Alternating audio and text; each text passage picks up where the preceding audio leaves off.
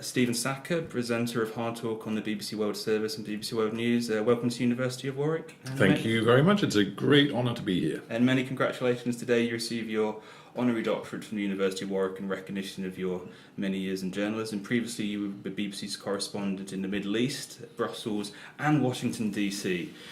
How is it to have a front row seat over during your career of these major hotspots in the world?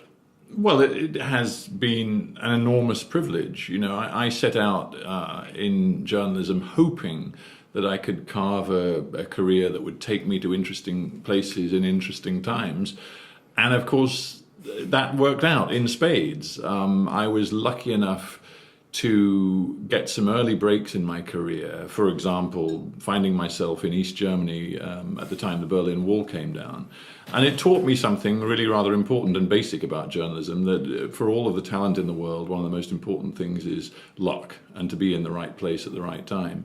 And I suppose if you look at the arc of my career reporting international news, I have had the great good fortune to be in some of the most interesting places at the most interesting times, whether it be the Middle East, whether it be Europe at the fall of the Berlin Wall, Washington at the time of a presidential impeachment, and then the closest election in US history settled by the Supreme Court, 9/11, and then in Europe watching the expansion of the EU with consequences, some of which we're only now fully understanding here in the UK with the phenomenon of Brexit. So, you know, if you look at the course of history over the last 25 years, I have to say I feel very fortunate that I have watched up close quite a lot of it unfold.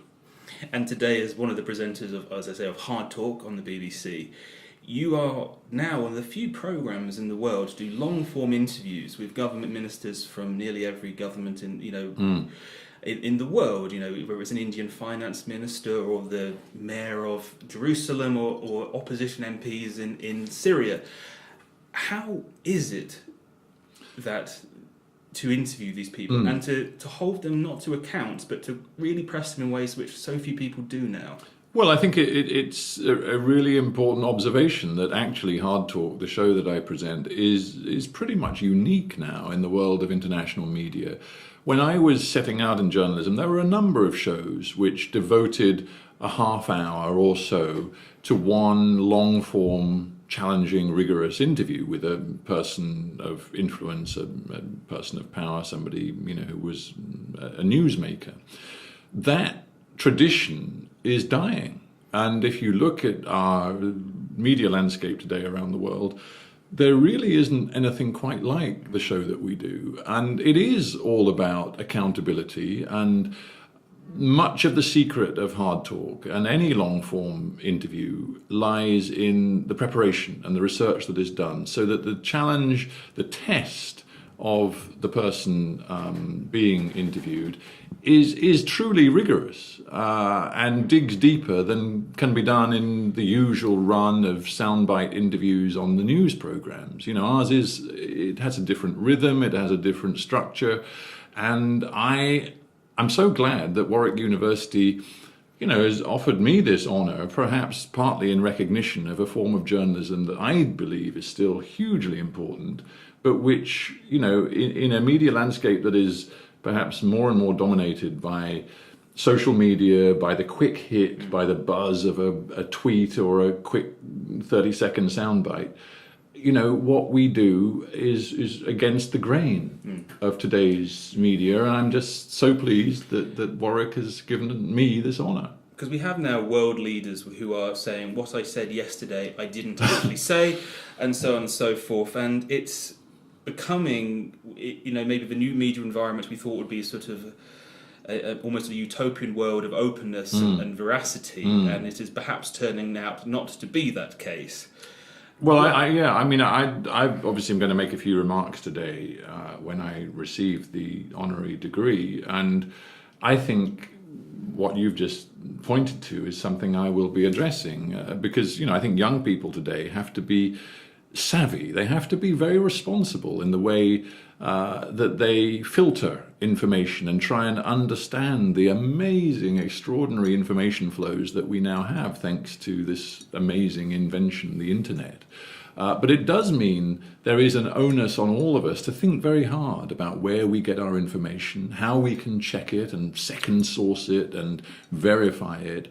And yes, when we have states and corporations which are clearly using the internet and the digital age in a manipulative way to achieve their own ends. And we all know now about the phenomenon of so-called fake news and the degree to which, at all levels, information can be spun and people's perceptions can be framed in ways that suit those in power.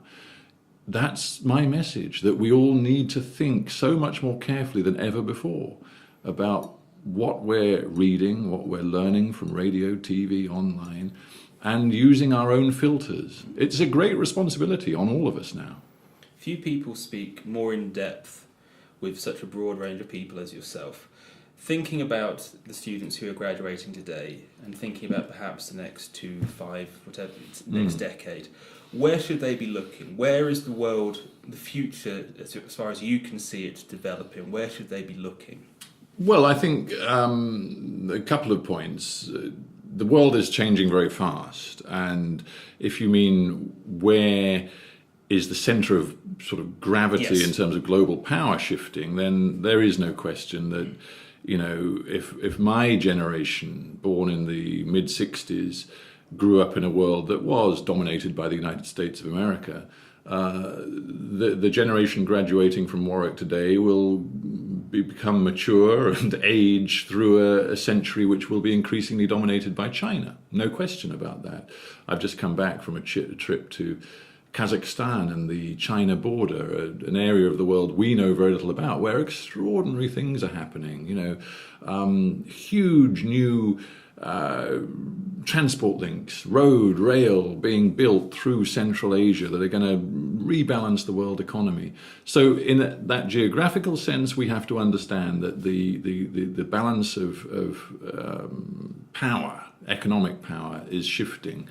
But I think we also have to understand in a broader sense, leaving aside geographies, that there is perhaps a greater questioning now of our notion of how a society should run and work than we've seen in the last couple of generations. I think we've really rather complacently assumed that democracy, our form of democracy, is the best way to run a society. A capitalist democracy works. And our notion was that over time, as other developing countries and regions saw what we achieved, they would want the same.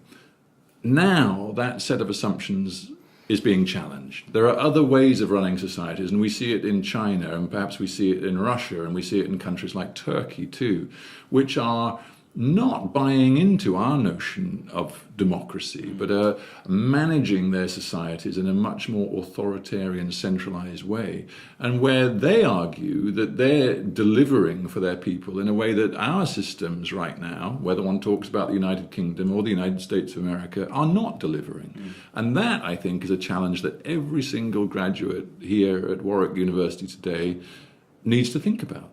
Because democracies only work insofar as they operate on the engagement and consent of the citizen. So we all, as citizens, need to think very hard about the kind of system we want to live under.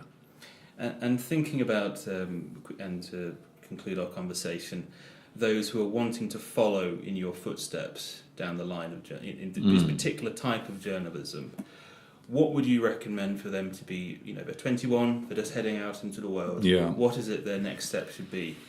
Well, obviously, as it happens, I know that the graduates that I'm talking to today are mostly, I think, in medicine and statistics. So, I'm sure many of them already have a clear career path. All I would, and I think this is going to be in my remarks today, all I would say to them is there are certain values and attitudes that I hope they carry with them, whatever their career be, whether they're going to go into a science career or a humanities career, whether they're going to be a doctor or a lawyer or whatever. I just want all of them to leave here with a genuinely open mind and huge amounts of curiosity. Because when I think about what has defined my professional life and perhaps helped me to achieve whatever I've achieved, those two assets have been absolutely central. An open mind, not assuming that I know the answers, but going a very long way to try to find out the answers. But also always keeping my curiosity levels high. Wanting to know more, wanting to find out, why does this happen? How does that work? Curiosity to me drives so much of what young people can achieve. And the trick then is to keep that curiosity going as you age, and that's where I'm at today. Well, thank you so much for spending your time with me, and many congratulations again on receiving your honorary doctorate today from the University of Warwick. Well, thank you, and I have to say it is a huge honour, so I'm delighted to be here. Thanks a lot.